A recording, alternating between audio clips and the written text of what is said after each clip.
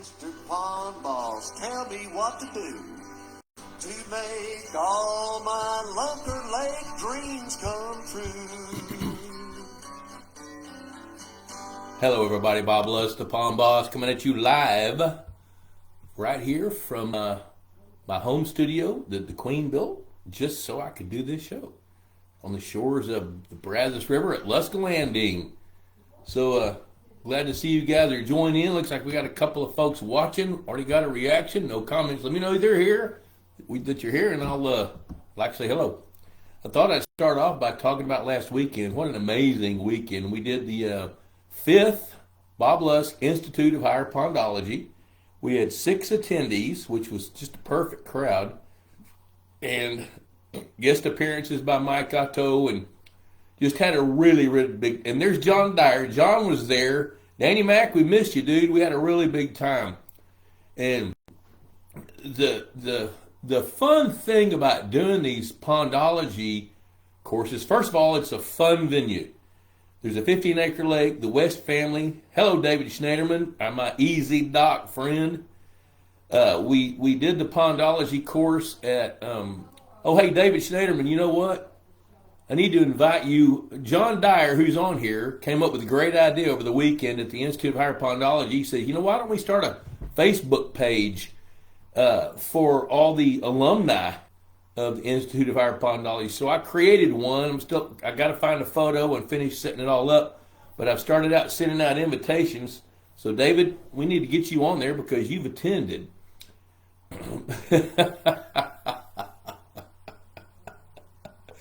John, so here's what happened. That deserves a little explanation. But anyway, we do have a Facebook closed group for alumni. Hello, Chris Higgins. Good to see you. Hello, John Henry. So Ron Ardoin came over, and David, you know him. He came over from Lake Charles, Louisiana, and he called me a couple, 3 weeks ago. He says, hey, what are you going to do for supper on Thursday night when everybody gets there? I said, well, I'm going to do heavy hors d'oeuvres, just maybe grill some skewers of chicken or something like that. He says, you know what? Let me make gumbo, and I'll bring some boudin and some crawfish bread. I said, man, that sounds like a great idea. So I got there like at, 2:30 on Thursday afternoon, and Ron had already kind of jumped in there, built him a space, and he was cooking gumbo. And he had his roux going, he had the Holy Trinity, everything was rocking and rolling, and here we are. Just kind of paint the picture. We're at the West Haven Ranch, north of St. Joe, Texas, and there's the main house, which has got 3 bedrooms plus a loft, and then there's 3 cabins kind of surrounding a fire pit with a pavilion that's enclosed that Bobby West closed in last spring so we could have a classroom out there. It's a perfect setting. Then they got the 15-acre lake that's now in, I think it's finishing its 3rd year with largemouth bass. Maybe it's 4th. I'd have to go back and look at the records. My head's still spinning. And and Mark Dyer's chiming in because he was there. So anyway, we laid out some hors d'oeuvre type stuff, and Ron started serving up. He cooked some white rice, and he had this gumbo, and everybody. And then Ron looked at me and said, did you bring extra toilet paper? Well, yeah, I did. Which I always do for that thing because I don't expect Bobby to pay for everything, And so, but I didn't catch what he was actually talking about. Hope he shows up tonight because these guys are going to wear him out. But anyway, everybody loved the gumbo. It was a little spicy. And I also cut up some jalapenos.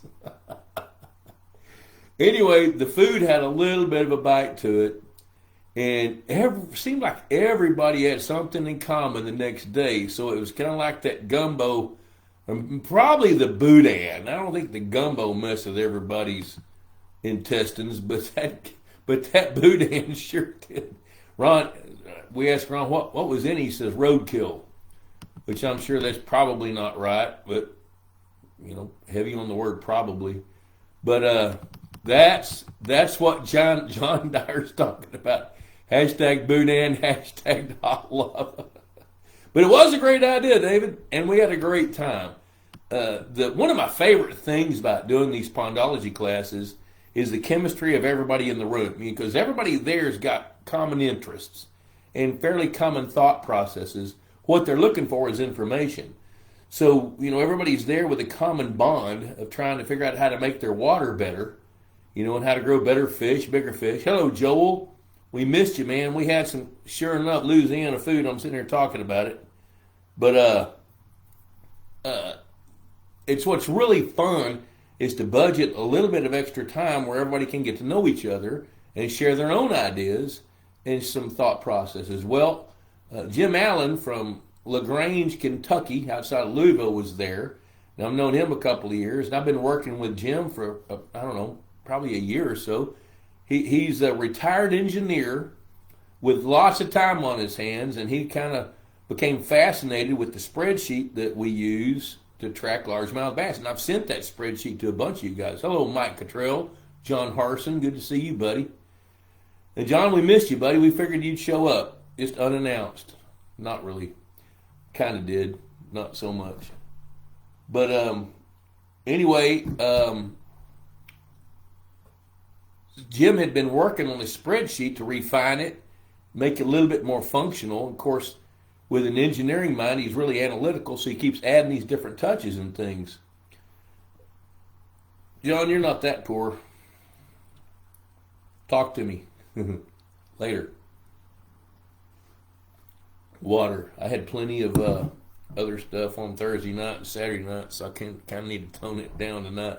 Hey, Peyton, I see you, buddy.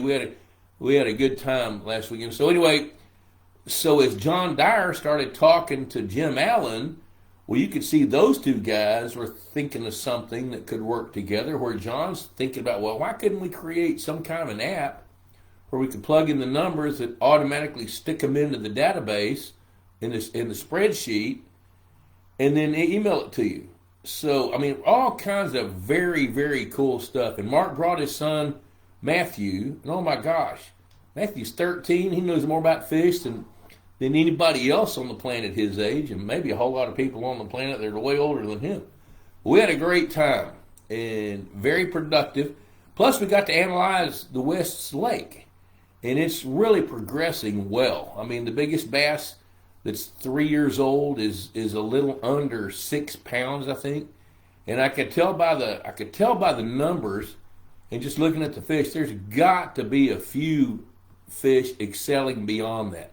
Wouldn't surprise me if somebody catches a 7 1/4 pound, 3.5-year-old bass late next winter.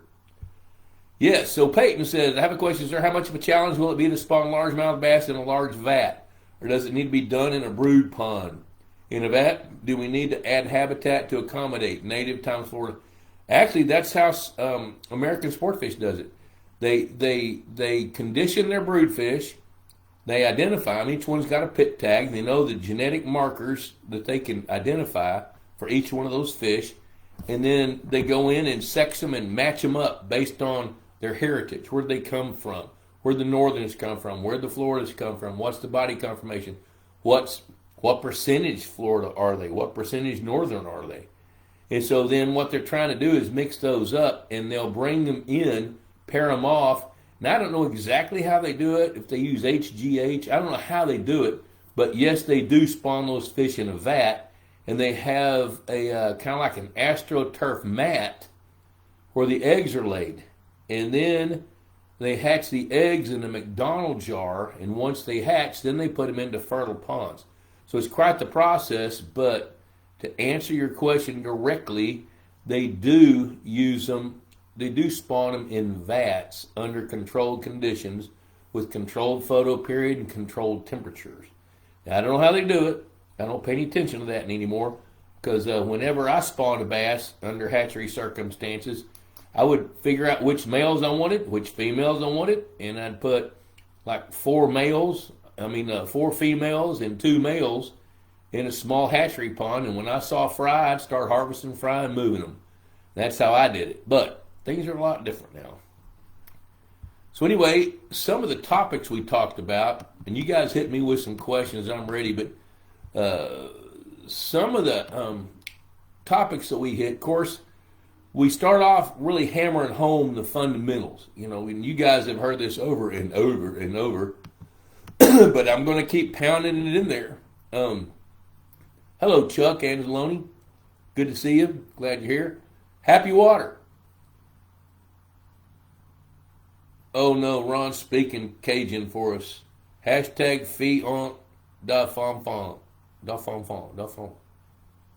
I don't know if he's making cupcakes or cooking more gumbo. I don't have any idea what he's doing there. But Ron, you're single-handedly responsible for a whole bunch of these guys and what they're saying tonight. Yeah, you really add to the Institute of Higher Pondology. You made it a highly memorable circumstance, highly memorable occasion, and a great time was had by all. So let's see, we got questions. Look at there. Look at there. I saw somebody. Let me see what I saw here. Trip Home Grain. Hello, Fungus. Fungus, Mungus, and I forgot the other guy. All right, let me see here. Mark Dyer, the West family, probably, yeah, the Winter Harbor, yeah, family, yep. And I don't have the date set for next spring, but I will let you guys know right here. Plus on the closed Facebook page for Institute alumni. Chris Higgins, in your opinion, what are the best aquatic plants for a good brim pond?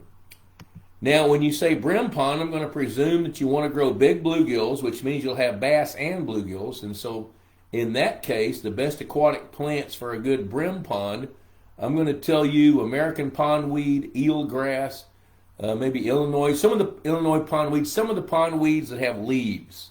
That's key. Leaves are important. It's important because typically the pondweeds with leaves aren't quite as dense as like bushy pondweed, southern naiad. Those plants are too dense. So when you've got leaves, then that means the stems are thinner spaced, and the bluegill can get in and out of them. Plus, on the leaves, on the bottom of the leaves, stuff grows. Periphyton grows, algae grows, and it's a good source of food for insects and plus stuff where the baby bluegills can graze. Now, also, when you're asking about a good brim pond, the other side of that coin is if you want it to be a hatchery pond to grow a lot of brim. So if you want a brim pond just to grow bluegill, for example, you don't want any plants. You want to grow as many fish as you can in a controlled environment with no predators for that purpose. But if you're going to do it to grow big bluegills or big red ears or big pumpkin seeds, whatever sunfish, whatever brim you want, then some kinds of native aquatic plants with leaves. Curly pondweed is even pretty good. So let's see what Chuck's got. Had a severe problem with southern naiad this summer. Yeah, I saw that in several places. If I need to mitigate phosphorus level, when is the best time of year to do it? The best time of year to do it is when there's no plants growing, if you want to take that route. Now another route, Chuck, I don't remember how big your pond is, but with southern naiad, you can buy a rake and pull it out. You know, I mean, it depends on how much work you want to do. But the more you pull out, the more you can get rid of some of the nutrients that are bound in it. That's another way to do it. But if you want to mitigate the phosphorus level in the question you're asking, you want to do that when the plants are not growing, because you're going to mitigate the phosphorus while it's dissolved into the water. That's the key point right there. Because if you're going to use Foslock or alum or something like that to mitigate phosphorus, you want the phosphorus that's dissolved in the water, not bound in the plants. So if you try to mitigate it while the plants are growing, it ain't going to work as good. You'll get some of it, but you won't get all of it. Leah, as water temps get colder and tilapia start dying off, do those that don't get eaten all surface, or do some sink to the bottom of the pond? Hopefully the eagles we had last year find them tasty. You know what? Yep, eagles do find them tasty, and I've had several clients in East Texas that love it when the tilapia begin to get sluggish. The tilapia, the big ones, will come to the surface, and some of these guys will try to plan it out where they can be there for a couple of days and get their hired hands and neighbors and friends and dip nets, and if they're quick, they can ease out there in a kayak or, you know, a boat with a trolling motor going quietly and catch a bunch of them and cook them and eat them. But there are some that will sink to the bottom, and turtles will get those. But if the way it typically happens is here's the way it works. Tilapia's flesh is interspersed with fat molecules. I'm a fish guy, so this is kind of interesting to me. But as the temperature starts to cool, what happens to fat? Well, the kind of fat that they have turns into kind of like Crisco. So when it gets cool, it starts to get hard. So they can't, it restricts their movement. So as it restricts their movement, they get sluggish. And as they get sluggish, then that fat hardens even more, then they can't move, and at some point, they'll die. And at that point is around 52 degrees for Mozambique tilapia. So what they'll do in the afternoon is they'll rise to the surface where the warmer temperatures are. You know, when the temperatures get into the low 60s, mid 50s, something like that. Then they'll start to rise to the surface. When the temperature hits 53 or 54, they're trying to be at the surface because they're almost done. And of course, at that time, the small ones are going to get decimated by the predator fish, whether you got bass, bluegill, and not so much bluegill, but smallmouth bass, tiger muskies, gar, whatever eats other fish. And so, as they die, they sink. Then as they begin to decompose, then they float. And that's when the eagles get them. Now, sometimes the eagles will catch them, just swoop down and just grab them with their talons while they're at the surface, then take them over the shore and just tear them up, literally, which is pretty fun to watch. All right, let's see what Dave Weber says here. Dave Weber, I'm not going to be real far from you, not tomorrow, but the next day. I got to go to Drexel, Missouri, and work on a lake. So, AstroTurf Matt, would that be as good as pea gravel in my new bluegill spawning structures? Having bluegill finding good, affordable pea gravel in my area. The only thing about the turf mats in a pond is they have a natural ability to collect silt. So, if the bluegills can sweep them out, they might use them. Now they don't use on hatcheries. They don't use those AstroTurf mats for bluegill. They use them for bass, and then they take the eggs off the mat. Then they go hatch them. They don't leave them on the mat. So another thing you can use is sand. The main thing is you want. Here's the thing. Here's the bottom line deal. The fish have got to be able to have their eggs on a hard enough substrate where silt and fine pieces of dirt can't get on them. Those eggs are living and breathing through the shell of the egg. So if it ends up in silt, those eggs suffocate. That's why we like gravel, because the bluegills can go in and sweep the gravel out, get all the muck and junk out of it, clean it up, and have a good firm substrate to lay their eggs. And if they could do that with AstroTurf mats, I don't know. I've never done it. I've always allowed them to reproduce in ponds. Peyton Igo, a good plug for the Institute. Trip Holmgrain, our famous comedian. Tungus, Fungus, and I forgot the other one already. Bungus. Mark Dyer, how realistic is the worry that local birds like eagles and geese can stock your lake with undesirable fish, carry eggs? There's been one study in the entire course of humanity somewhere in Great Britain that says an egg can go through the digestive system of a bird and still be viable. I think that was one egg out of 4.16 gazillion. I don't know. It's really not realistic that other birds can stock your lake. And I used to really believe they could, but the more I thought about it, I just can't buy into it. Because here's the thing.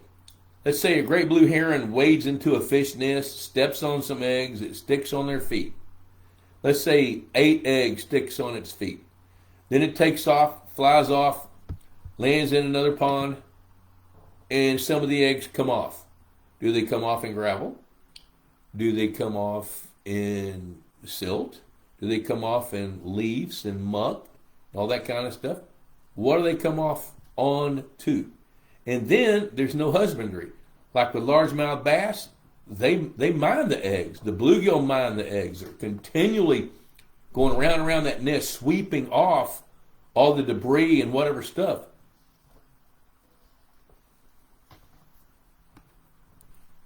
More water. So the odds are really, really low that even if eggs make it into a pond off bird feathers, bird feet, whatever, that they're going to be able to hatch.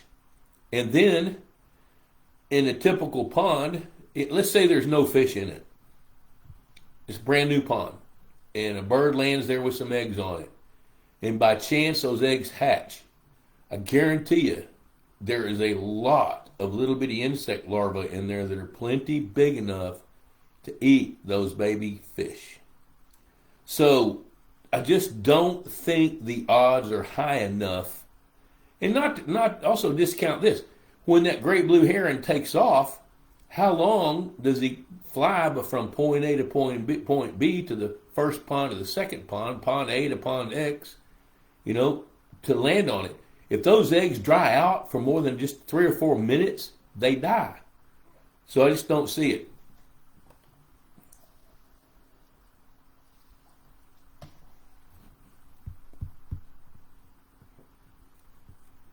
But I'm not telling you it can't happen. I'll tell you how it usually happens, Mark. And you know this because it's happened to you at your lake there in Donovan, Nebraska. When it floods, fish move. And they move upstream typically. So I have literally watched a rainfall event where water flows from one pond to another for maybe only an hour. And walk out in the pasture. I did this when I was in my 20s, 30s, and early 40s. I don't want to anymore because I've seen it. And you can walk along in those fields where water flowed from one pond to another, even if it's just a gradual slope, and look in the cattle hoof prints, for example, or the low depressions after the water recedes, and you can see a little flutter. Look down there, there's a little baby fish, little baby bluegill. And a lot of it depends on the timing of the year. If it's right after a bluegill spawn or a bass spawn, you're going to get a lot of fish moving from that water. Okay, Chris, bluegill and shellcrackers. Yep, so I'm presuming that you want to catch them, so then aquatic plants would be good. Kevin Matney from Erie, Danny Mack, trapping lots of young of the year bluegills, 3 to 4 inches. Figuring it offer for sale locally. I think you should. Find out they're perfect for Chinese whole fish wok stir fry. And Danny Mac, you know why I'm laughing, because you're the only guy on the planet that would go find that market.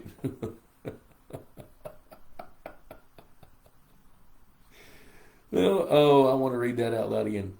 Trapping lots of young of the year bluegills, 3 to 4 inches, figuring to offer for sale locally. I found out they're perfect for Chinese whole fish wok stir fry, my ex-brother-in-law's newest wife. Okay, let me see. He divorced your sister, married somebody else that loves to eat your whole bluegill in stir fry. Got it. And you know what? I'm actually totally believing that. All right. Mark Dyer from Donovan, Nebraska. When testing water quality quarterly, like we discussed, with my lake being plagued with cyanobacteria, can I expect phosphorus levels to be highest after ice out and lower as the summer progresses with the free phosphorus being used by the cyanobacteria? Yes. That's a real easy one for me to say. Yes. Yes, you can expect that. So it's not free to register on the test. Then in the fall, as it dies off and the phosphorus becomes available again, the test shows an increase again. Yes. Or does it stay relatively consistent? No. You'll see it change with the consumers changing. Consumers being planktonic algae, good algae, cyanobacteria, whatever it is. But yeah, it will change. And I tell you what, Kevin and Candy sitting in a tree watching Pond Boss on TV. Y'all are killing me. Best date night. You guys have watched Josie and Wayne Lancaster watch this show. There was a long time during their marriage where Wayne would go off to work and he'd be working, developing warehouses and plants and things like that. And he might be in New Jersey and Josie might be in Round Rock. And they would have their date night watching this show. Well, we got to know them. We got to be pretty good friends. And Josie came to the Pondology for Thursday night for a few minutes, so that was kind of cool. There's Jim Allen. We just got through talking about you a while ago, amigo. I hope that you're recovered after your trek out west and your bout with boudin gumbo and 92 degree humidity, 92 degrees and hot air and all that. Hello, David Case. Good gosh, I miss you, dude. We'll be in your neck of the woods for a few minutes tomorrow. I got to drop a trailer off in Gordonville tomorrow on my way to Missouri. And David Case grew up with my oldest son, Ty. So we have a very, very close-knit family group, and David's part of my family. Yep, Hall of Famer. You heard the rumor, did you? Jeremy Day, in my grow-out pond, I'm feeding my bluegill. They aren't eating great. Now I'm getting algae. I think because they aren't eating enough of it, nutrients are making the algae. I'm feeding the shallow end. Should I be feeding in the deep end? Jeremy, if they're not eating in the shallow end, move to the deep end and just see what happens. Dave Weber had that bird stocked my pond with crappie conversation yesterday with a local pond master. I suggested more likely a mistake by an inexperienced help at the fish hatchery when they loaded the truck. Your thoughts, Bob? Well, it happens. It does happen. I've seen that happen. But, you know, the thing about crappie, I tell you what happens with crappie. I see it a lot. There's a lot of bucket biology that goes on out there. Whereas, talking about crappie, where you live in the city, you buy a place in the country, you build a lake, you meet your neighbors. One of them's a farmer, one's a rancher, one works at the bank but also farms. You know, and you get to be a close-knit group, and you go to the coffee shop together, and you talk to each other. And you happen to tell one of the guys, well, hey, I just got through building a pond, and he's out fishing at the local lake, and he catches 3 crappie that he doesn't want to clean. He says, you know what? I'm going to do my friend Dave Weber a favor. I'm going to put those crappie in his pond. Then pretty soon, here we go. You know, bucket biology, it doesn't work. It's not good. And Dave, you know, I remember having a talk here, but I showed all these guys at the Institute over the weekend the difference between a black crappie and a white crappie, and you could have blown them over with a feather because you really don't know what you don't know, you know. And I remember having that conversation with Dave where all the crappie are black crappie or all the crappie are white crappie, and they don't have any idea because they're looking at the color of the fish. Color of the fish doesn't tell you, but there's, you know, I tell you how it happens when they load a truck. Here's what happens when you go to a fish hatchery, or let's say we're going to pull up to Joe Blow's fish hatchery. Come to the vat shed. There's 50 concrete vats in there, and each day, based on the fish that are ordered, they bring the fish in. They let them sit at least a day, sometimes 2 days, to clean their intestines out, clean their digestive system out, because you don't want to haul fish that are full of feed or full of whatever they've eaten. You want them to be cleaned out, or they'll foul the water. If they foul the water, they're going to die. They're going to at least be distressed. So when they bring fish into these concrete tanks, they grade them according to size. They've got these floating baskets with bars that look like jail bars, except they're tiny, little aluminum bars. And the spacing of the bar determines what size fish can swim through it. So they'll bring in bluegill, for example. And when you seine up a bunch of bluegill from a hatchery pond, they're all going to be different sizes because they're different ages and growing at different rates. So if they've got an order, say, for 10,000 1 to 2 inch bluegill, they're going to put them in this grater and let the little fish swim out. Then they'll take the bigger fish, move them to the next vat to a bigger grater, let the smaller ones swim out, and that's how they separate them. Then they come back in and they crowd them up, weigh them up, count a few out, you know, weigh a half a pound, count them. That's how they know how many.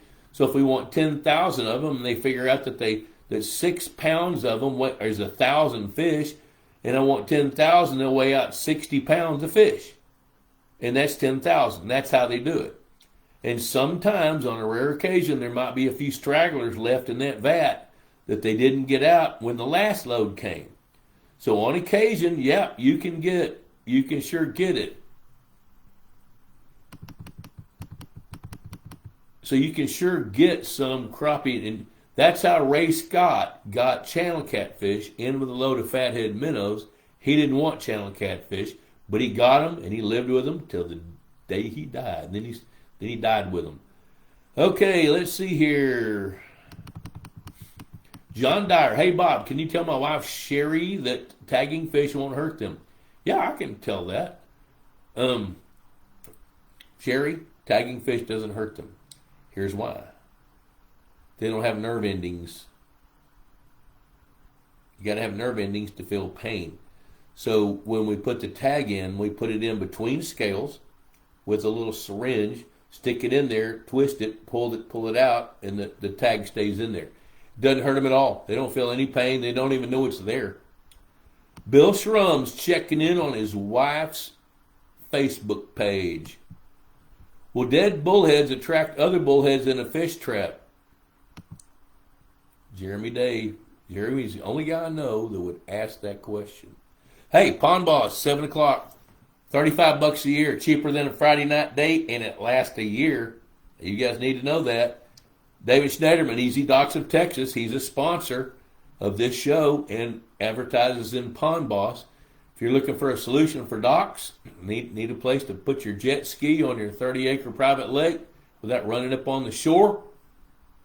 If you want a place to fish, talk to David.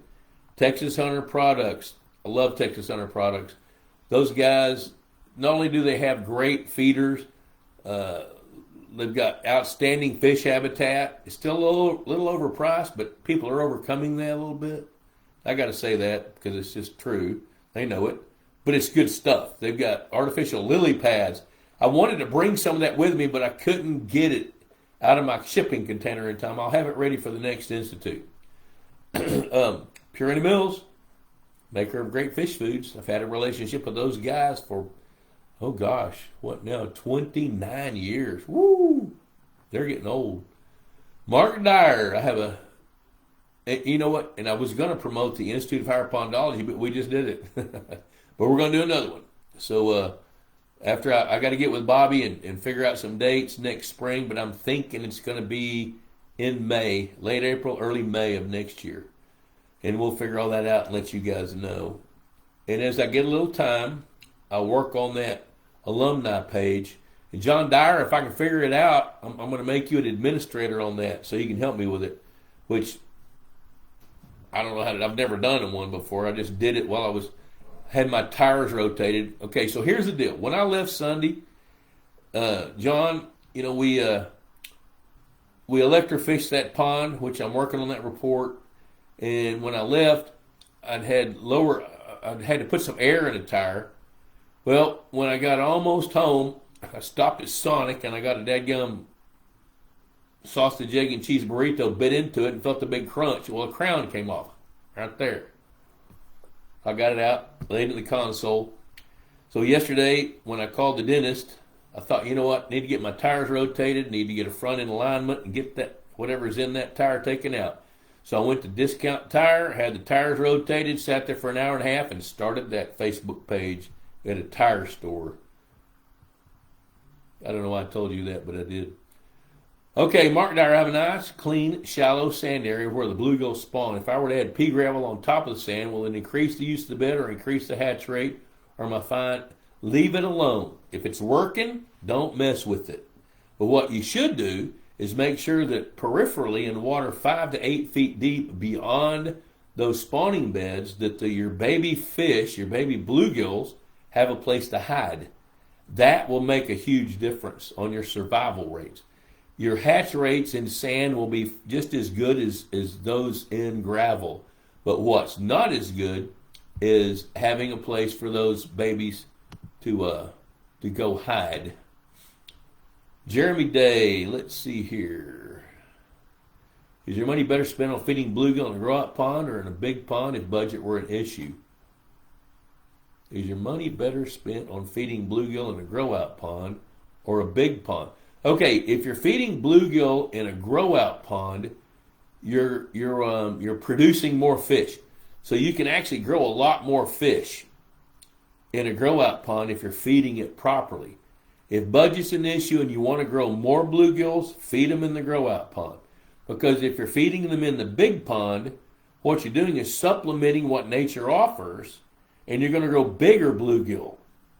Fewer of them, but those fewer are going to get bigger, which will make them have more eggs, which will make them lay more eggs. So there's kind of the difference between the two.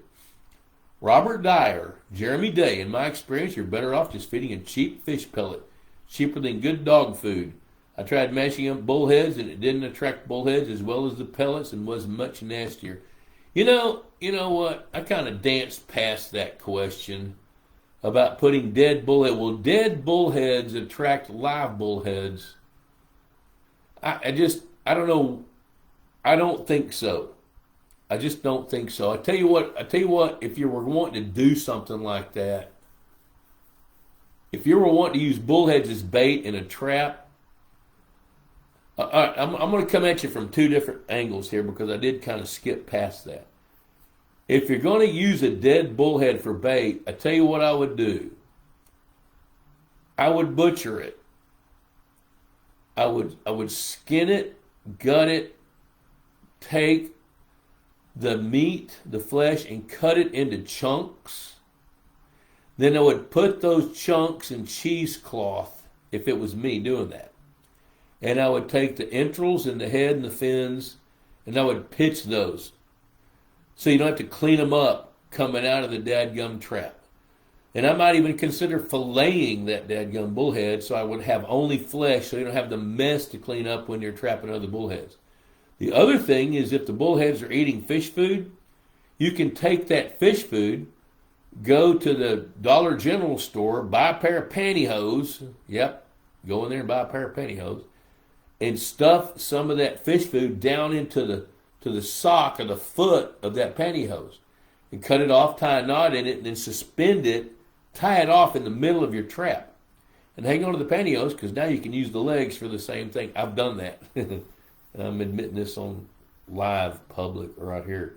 But if they're used to eating fish food, you can use fish food for bait. It works pretty cool. So Bill Shrum liked the conference. Bill Shrum was, I loved Bill because Bill brought a drone and got some outstanding drone footage of electrofishing, which painted a really cool perspective for everybody that watched it. It was really, really, really good. So I'm telling you this whole Institute of Higher Pondology, I go in there with expectations of being able to convey knowledge, and then when I leave one, I'm taking knowledge with me because it's such an entertaining group, and it's the first day and a half, it's like, okay, what is this? I'm kind of soaking it in, and then when people start piling into the electrofishing boat and dipping fish and weighing and measuring and pulling scales and counting rings and trying to figure out how all this fishery science works, it really, really turns into a whole lot of fun. And we had a whole lot of fun. All right, Jeremy Day, y'all are the best. Yep. Let's see, Scott. In a fairly balanced, I like it how you said fairly balanced, because one of the things I try to convey to people is there ain't no such thing as balanced. It's fleeting for a moment, 30 minutes. 10 minutes, half a day. In a fairly balanced pond lake with over 50 pounds of bass per acre. In general, how many first-year bass survive? 10 to 20 per acre sound about right? That's probably a little high. If a fishery is balanced, so here's the way it works. What nature's trying to do is reproduce enough fish to cover attrition. So if some adult bass die, the mission is to replace those. And I'm about to sneeze. Excuse me. Have no cough button on this radio station. 10 to 20 bass per acre sounds about right. That's probably pretty close. But I honestly don't know. And it kind of depends on the situation. I've seen 0. And I've seen lakes where there's been pretty high survival numbers.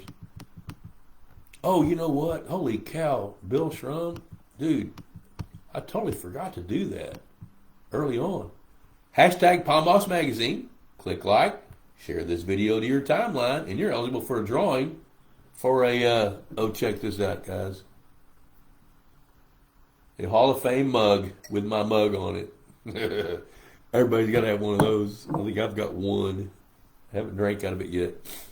Not sure that I will. Probably will. Okay, Scott, safe travels to the great state of Missouri. Yeah, that's going to, you know what, let me talk about that a little bit. Jeremy Day, I did the sock thing. They ended up biting holes in it. Buy more socks or double them up. Yeah, they're going to bite holes in it, but they're going to bite holes from inside the trap, right? Help me out here. Did they bite the holes in it inside the trap? Huh, okay. Leah Groons, hashtag Palm Boss Magazine, she got it. John Dyer, oh, another John Dyer. Holy cow, how many of you are there? We got two of them on here tonight. John C. Dyer and John Dyer. Okay, so let me tell you what I got going on this week. I've got, I'm leaving tomorrow and go look at a couple of lake sites that are under construction in North Texas. Then I'm going to head, maybe get to Miami, Oklahoma, up there somewhere. Maybe run into the Tulsa King people. Y'all ever watch that show? We kind of like it. And then Thursday morning, I'm going to meet up with a guy named Bill Grant, who is very serious about lake management. He's got several good-sized lakes. He even bought his own electrofishing boat. He's got fish handling equipment. He's really smitten with it. But here's what he's got. He doesn't really know yet how to tie a master plan together. So he's got these lakes. Each one's different. He's got some smaller hatchery ponds. He's not sure what to raise or how to figure that out. He's not quite sure how to take a lake and make it what it should be based on what the lake has to offer. There you go. There's where I'm going. So he needs some consultation to begin to figure that out. And we're going to do that. And I'm going to spend probably a full day with him on Thursday. And then go up and spend the night. And then the next day on Friday at 8 o'clock, going to meet Greg Graves up south of Kansas City at a lake that he and I designed about 7 or 8 years ago that's now in its 4th year and is producing some 7 and 8 pound bass. And but the bass are getting overcrowded. Plus, he wants smallmouth and walleye, which we have, just not very good numbers. So I worked a deal out with Missouri State University fisheries professor, fisheries school, and Bass Pro Shops, to where we can all meet together. And Bass Pro Shops is going to take the excess fish that we electrofish to one of their culture facilities in Oklahoma and grow them up so they can use them in their aquaria. And Bass Pro Shops is always looking for more fish. You know, the dilemma they have is they can't buy them because it's usually against the law to buy game fish. So they work out something else with guys like Greg Grace where they can take some of his excess fish and then make room for more walleye and more smallmouth bass. Then we're going to turn around and stock some tiger muskies in there to help control the overcrowding that's beginning to occur with largemouth bass. Okay, Robert Dyer. How many Dyers we got going on? We got 1, 2, 3. We got 4 Dyers tonight. Holy cow. Forget the pantyhose and make a cylinder or a pouch from windscreen material. That's a good idea. I like that idea. I don't know why I like pantyhose. I've used them a lot. I don't even remember who taught me that. All right, so you need to be pitching some quarters. Be pitching me some questions out here, or I'm going to lose interest. Oh, whoa, no. I didn't say that. Yeah, I did, but I didn't mean it. Let me think of something. Okay, so back during the way I always start off Institute of Higher Pondology is we go through the fundamentals and then we dial into those. So we started off talking about happy water. Then we talked about the habitat. Then we talked about the food chain. Then we talked about genetics. Then we talked about a harvest plan. Those are the 5 backbone key principles for all fisheries management. I don't care where you are. No, I'm not going to go see Bruce and Lincoln on Saturday. I'm going to go home. I haven't been home very much. I've done, let's see, in the last 3 months, I did let's see, a 6-day vacation to Colorado with my kids. Then I did straight from that 6-day vacation in Northwest Arkansas with Debbie's kids. Then I got home for about 4 or 5 days, did some fisheries work. Then I picked up Mike Otto and took him for 5 days to Colorado to get him out of town for a few days to where it's cool. Then I got back just in time to go work on a lake in Mississippi and one in eastern Tennessee. Then I got back from that in time to go take another vacation with our friends in upstate New York, where we rode around in New England looking at fall colors, eating lobster, and going out on a boat, looking at lighthouses. Got back just in time from that to go back to Mississippi and work on a lake. Got back from that just in time to get ready for the Hall of Fame induction ceremony. And then we did the Institute of Higher Pondology, and I slept all day yesterday. Well, off and on. Between after I got the tires rotated. Leah would love to see you guys attend the Pondology Institute. It's really good. Jeremy Day, don't forget to promote my video. You know what? I do have the Institute of Higher Pondology online. Good. I'm so glad you thought of that. You know, Chris Blood tells me to promote myself. My wife tells me to promote myself, and I never remember to do that very good. But we do have the Institute of Higher Pondology on videos for, I think there's 6 modules. It's at pondboss.teach, teachable. Yeah, pondboss.teachable.com. Or you can go to pondboss.com and you can find the link that takes you to it. And each module is priced on its own merit. Or you can get all 22 videos. There's a lot of them. 20. And Bill Schrum's watched, I don't know if he's watched all of them. But there's a lot of really good information in those videos. One of them is that Basics of Pond Management video. And that I did it, I think, at the very first Institute of Higher Pondology, where Chico videoed all those talks. So it's $495. And I know this, if you're interested in lake and pond management, you're going to spend some money on it. You can save yourself a lot of dollars on dumb tax. Dumb tax, yeah, I'm talking to you, dumb tax. I just spent a whole lot of money on dumb tax. On stuff I didn't know. I'm owning it. And I can help you spend less money on dumb tax. We probably can't eradicate all of it, because you don't know what you don't know, and I don't know what you don't know, so I don't know what to tell you about what you don't know unless you tell me what you don't know, then I can tell you about it, if it has something to do with the pond. Am I running for office? Vote for me Tuesday. So there you go. Let me think about it a minute. What do we want to talk about? Want to talk about trophy bass for a minute? Okay, this is pretty interesting. You guys will get a kick out of this. With Jim Allen working on the spreadsheet, plugging in the data from West Haven's 14-acre lake, it's really interesting to see the progression of the fish growth. And what's really interesting is we can see now, 3 years in, that there's a percentage of the female bass in that lake that are excelling. There's a percentage that are above average, and there's a percentage that are average, and another percentage that are below average. Now, some of those below average fish are probably not all girls. There's going to be some males in there, because males don't get very big. But now that lake is beginning to set itself aside, and you can see it. Can you email the group of Institute attendees how we can log in? Yes. Tell you what you do, Mark. Send an email to info@pondboss.com, and Leanne will send you. Everybody that's attended the Institute gets access to that online Institute. I forgot to tell you guys that, but yeah, we can email. I'll get Leanne to email the group, and she will give you passwords on how you can log into that curriculum. So yes.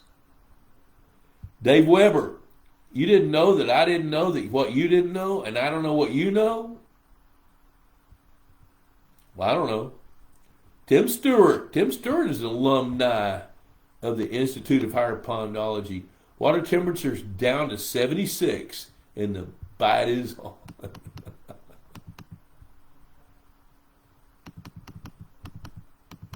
There's Jay Spires checking in. Good to see you, buddy. Chris Blood. Let's see what Chris has got here. Chris Blood. Golly, I got to see Chris at the induction ceremony. We didn't get to spend any time. But you know what? Golly, man, there were so many folks. I really want to spend more time. Chris Blood, when you were talking about Bill Grant's Lake, you hit the nail on the head as to exactly what you do, Bob. Here's what you said if you want to write it down. Yeah, and that's what we're going to do. We're going to create a master plan and make it what it should be, and make it, and see that's, and Chris, I'm so glad you said that, because, over my 45-year career, I'm wrapping up year 45, one thing I have finally figured out is how to read a lake and help figure out what that lake should be, and then help that landowner understand what that lake should be, and then how to get there. I'm really pretty good at that now, finally. And Debbie told me to be humble, so I don't want to talk about my Hall of Fame stuff, two-time Hall of Famer. I'm not going to talk about that. Debbie doesn't want me to. And she may be in there listening. But yes, I can create master plans, and that's part of the fun. Because, just take that for example. He's got, I don't know how many lakes he's got, 3 or 4 nice-sized lakes, 20 to 60 acres. And when you're trying to manage a 60-acre lake compared to a 20-acre lake, a 20-acre lake is a little bit unwieldy, but a 60-acre lake is like trying to compare a locomotive. A 60-acre lake's a locomotive. A 20-acre lake is more like a Chevrolet. It's easier to turn the Chevrolet around and make it go where you want than try to slow down that locomotive. But every lake, and here's an example. Every lake's going to become what it's destined to be. And let's take Lake Fork, for example. When Lake Fork was first built, stocked with pure strain Florida bass, it was cranking them out. It was cranking out state records left and right. When that lake hit 14 years of age, it stopped. The last state record bass came out of Lake Fork at 18.18 pounds, caught by my friend Barry St. Clair. He wasn't my friend then, but he is now. And that was in the winter of 1992, 32 years ago. And since then, the fishery is always a response of what the lake has to offer, which is how happy is the water, what kind of habitat do you have, how does the food chain work, what kind of genetics are there, and how is the fishery harvested. Lake Fork is loaded with yellow bass. Yellow bass take up space. They feed lower on the food chain than the largemouth, and I'm going to venture to say that they're playing a role in affecting the outcome of largemouth bass in that lake. Now, I've never studied it. I don't know, but I know this. That lake hadn't cranked out a state record since 1992, and I'm not sure that it will. So, Chris, thanks for bringing that and congealing it like a Jell-O salad with carrots in it on Thanksgiving. Adam George, will a pond experience issues with bluegill, red ear, channel cat, yellow perch, walleye, smallmouth coexisting? Yes, it will experience issues. Here's the issues.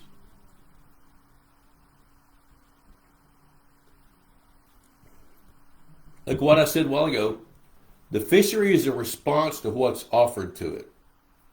Is the water happy? Do you have habitat for bluegill, red ear, channel cat, yellow perch, walleye, and smallmouth bass? If you do, they're going to thrive. But what's going to happen when you've got channel catfish, yellow perch, walleye, and smallmouth bass? Those are all predator fish. They're all predator fish limited by mouth size and habitat constraints. So is whatever habitat you have that's most conducive to that species, and even better yet, that size of that species during its life cycle, those are going to be the ones that are either thriving or the ones that are going to be diminished. So yes, you'll experience issues, The fun thing is trying to figure out what those issues are. Like you can feed the bluegill and the channel catfish. Yellow perch will even figure out how to come eat the fish food. You can do that. Red ear won't. Walleye won't. Smallmouth bass won't. Maybe a few smallmouth bass. You know, and so when you've got a pond that's a year and a half and you stocked it with all those fish, the fish that have the best habitat with the happiest water and the food chain that suits them, they're going to thrive. So, let me see here. Jeremy Day, when do most pond owners decide to use a clearing agent for suspended clay? When the pond won't clear up by itself? Josh Milski, hey Josh, I answered all your nephew's questions in the next issue of Pond Boss. I have been just overwhelmed with what I've had to do, so I haven't taken time to answer it in an email. But you tell Trevor to be looking in the November-December issue, which went to the printer today, a little late, so it'll be out in the mail stream in 10 days. Vegetation, I have a muddy bottom acre pond in Nebraska. I think crayfish are the villains, so I'm trying to trap them out. But there's some plants I could toss in that would help take hold and help. The only way you can get plants to work in a muddy bottom pond with crawfish in it is to put an exclusion fence in, because those crawfish will snip those plants. Now here's the thing about crawfish. They should be going dormant pretty soon in Nebraska. So typically what happens is the crawfish will, depending on the species, you've got some green and gray crawfish there. So they're not nearly as likely to burrow, but they are going to go dormant, but so are the plants. So if you really want to help get rid of crawfish, see if you can manage for more fish that will eat them, like smallmouth bass and walleye and largemouth bass, etc. Tim Stewart installed his aeration. Attaboy, you need that in South Florida. Bill Shrums, yeah, he's right. Send an email to Leanne Info. She will get you hooked up. I'm telling you, she will do it. Jeremy Day, if you're contemplating having Bob do a consultation, the price was fair, didn't you think, Jeremy? Okay, Danny Mac wants to challenge me to, what do you want to challenge? What's the challenge, dude? I challenge you to my 1/10 acre pond. You know, I tell you what happens to me, Danny, kind of happens to you too. I get tugged in a lot of directions, whether it's from clients, potential clients, grandkids, family, whatever. I get tugged. But there's going to come a time in the very near future where I will be tugged, and I would love to come sit on your shore sipping something that your wife doesn't want either one of us to drink and watch your fish. I would love to do that. Jay Spire saw our first otter yesterday in the pond. Any suggestions to rid us of them? Yeah, do it. How do you do it? I'm going to tell you.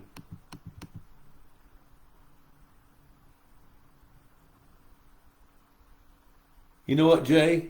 There's got to be some local trappers there. Call a trapper and get some intel from them.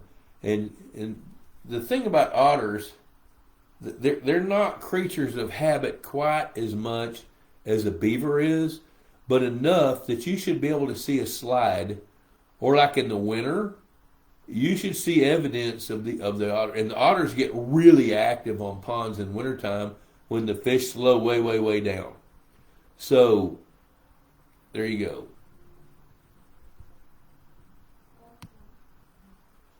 John Harson, Debbie is one of them dyers. She's watching me. She always does. Which we wouldn't have it any other way.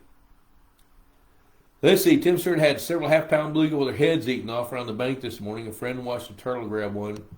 Okay, now see, the thing is, the turtles are not the problem. The turtles are the aftermath. If you've got half-pound bluegills with their heads eaten off, that's going to be in South Florida. That's going to be a mammal that does that. And when the turtle grabs one, the turtle is just, it's like, oh, I'm going to dress this up a little bit. The turtle is the buzzard. That's the best way I can dress that up. Bill, it's worth 10 times the cost. Awesome material. We'll save you that. Yep. Trevor, good. I'm glad. All right. Absolutely okay. Master Review, 10-4. Christy Berg, Logan, Kansas. It is 7:29. We busted through an hour of this stuff, folks. So, hey, you know what? I always appreciate you guys hanging out and love the questions, and I love the interactions. And, guys, I'm going to be traveling a little bit, so I'll tag up on that Facebook page when I get a chance to for all the turn to the cleanup crew. See, you had the words I couldn't think of, dude. So, hey, guys, it's been an hour. I always enjoy it. It's always fun. I appreciate you hanging out with me. I don't know where I'll be next Tuesday, but odds are high. I'm hanging out with you. So, adios for now, everybody.